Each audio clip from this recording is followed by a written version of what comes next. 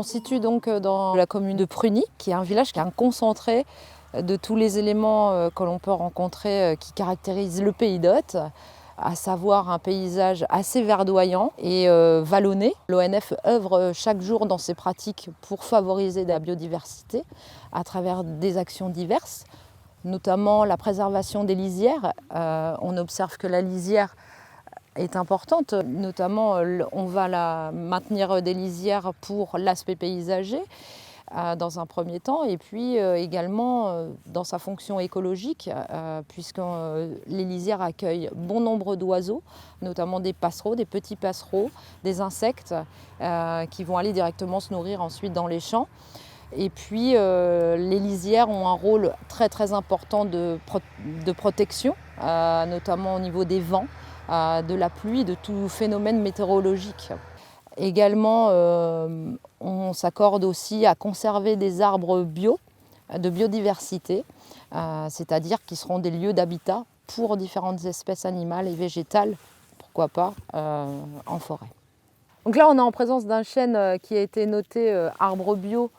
Certainement que cet arbre-là a été affaibli à un moment donné de sa vie. Les insectes en ont profité pour rentrer à l'intérieur de l'arbre par des petites failles. Et puis, s'en est enchaîné ensuite l'arrivée des pics. Les pics, ils martèlent avec leur bec, ce qui fait que ça fait des vibrations à l'intérieur du bois. Et ces vibrations-là font ressortir les insectes. À savoir que le pic noir, par exemple, qui est un très très grand pic qu'on rencontre dans nos forêts ici, mais surtout dans les hêtres, il peut taper 35 coups en 2 secondes. Si nous, on faisait l'équivalent, on tomberait dans le coma. Pour que son cerveau il soit amorti vis-à-vis des chocs, eh bien, sa langue est entourée autour du cerveau. On observe également des champignons linivores, donc c'est-à-dire qu'ils dévorent la lignine, c'est-à-dire le bois de l'arbre. Et petit à petit, ils vont le faire qu'il va se décomposer, tout doucement, au fil des années, bien entendu. La présence de branches sèches, c'est important également parce que c'est une ouverture aussi à d'autres insectes dans l'étage supérieur de la tête de l'arbre, ce qui veut dire qu'on va avoir encore d'autres types d'oiseaux. Il va également servir de perchoir à un moment donné de sa vie, cet arbre-là. À la base, on peut y trouver des trous où les rongeurs vont s'y abriter. Et puis des insectes qui décomposent le bois, qui sont importants dans la forêt pour la décomposition de la matière. À savoir qu'un arbre bio peut être debout, mais il peut être aussi couché au sol.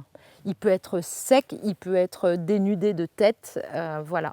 Il n'y a pas un arbre bio type.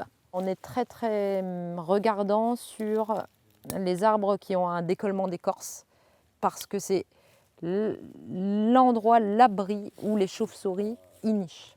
Et alors les chauves-souris sont des régulateurs de populations d'insectes qui sont présents en forêt, qui peuvent être des parasites pour les arbres, et ce qui fait qu'on a tout intérêt à maintenir ces arbres avec décollement d'écorce.